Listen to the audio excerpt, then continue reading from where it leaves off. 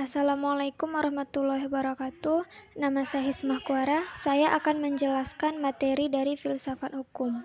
Di sini saya akan menjelaskan tentang yang pertama konsep negara sebagai sarana mewujudkan tujuan bersama, yang kedua konsep negara hukum kontemporer, yang ketiga politik hukum dalam mewujudkan tujuan negara, dan yang keempat analisis tentang potensi integrasi tujuan negara dan tujuan hukum.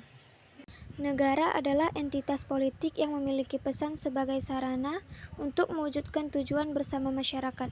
Konsep negara melibatkan pembentukan aturan hukum, pemberian perlindungan, dan penyelenggaraan keadilan guna mencapai kesejahteraan bersama.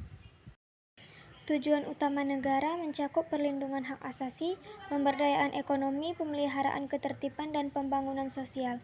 Dengan adanya struktur pemerintahan, negara bertanggung jawab dalam menciptakan lingkungan yang mendukung perkembangan masyarakat serta memastikan keadilan dan keberlanjutan. Yang kedua, saya akan menjelaskan tentang konsep negara hukum kontemporer. Konsep negara hukum kontemporer menekankan supremasi hukum sebagai pilar utama dalam menjalankan fungsi negara. Dalam konteks ini, negara tunduk pada hukum dan semua tindakan pemerintah harus sesuai dengan norma hukum yang berlaku. Prinsip negara hukum membentuk dasar bagi pembangunan masyarakat yang adil dan berkeadilan.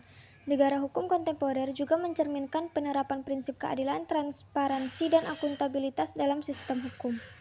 Yang ketiga, saya akan menjelaskan tentang politik hukum dalam mewujudkan tujuan negara.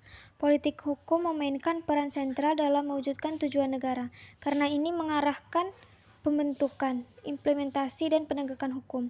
Ada beberapa aspek politik hukum, yaitu 1. Perumusan kebijakan hukum, 2. Penegakan hukum, 3. Reformasi hukum, dan 4. Perlindungan hak asasi. Yang terakhir, saya akan menjelaskan analisa tentang potensi integrasi tujuan negara dan tujuan hukum. Ada beberapa aspek yang dapat dianalisa tentang potensi integrasi tujuan negara dan tujuan hukum. Di antaranya 1. Konsistensi dan keselarasan, 2. Perlindungan hak asasi, 3. Pencegahan ketidaksetaraan, 4. Pengaturan kekuasaan, 5. Pengembangan sosial dan ekonomi, dan yang keenam, partisipasi masyarakat. Sekian dari saya akhiri. Assalamualaikum warahmatullahi wabarakatuh.